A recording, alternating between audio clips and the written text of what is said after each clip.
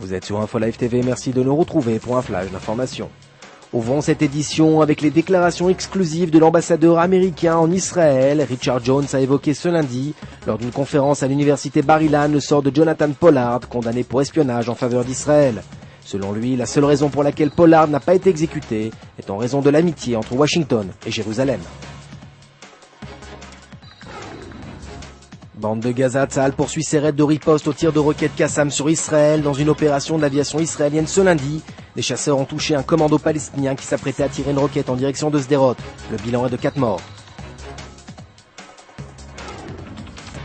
À Sderot, le nombre de roquettes Qassam tombées ce lundi sur la ville a baissé. Selon notre correspondant dans le sud du pays, un collectif de commerçants de la ville a exigé de la part de la Cour suprême israélienne des compensations et des dédommagements en raison des jours de fermeture imposés par la situation.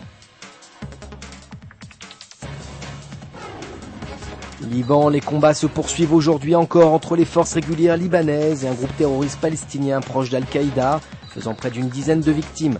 Le bilan de dimanche était de 30 morts et une centaine de blessés.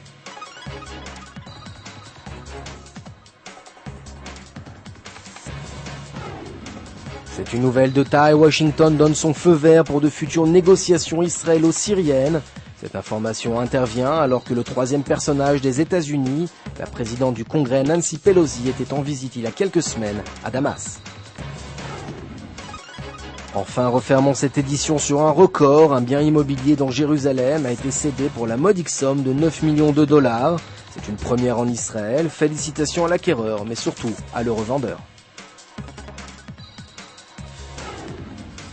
Votre programme sur Info Live TV, c'est un reportage sur les abris mobiles à Sderot. Puis retrouvez comme chaque semaine l'analyse de Yoni Ben Menachem et d'Olivier Rafovitch.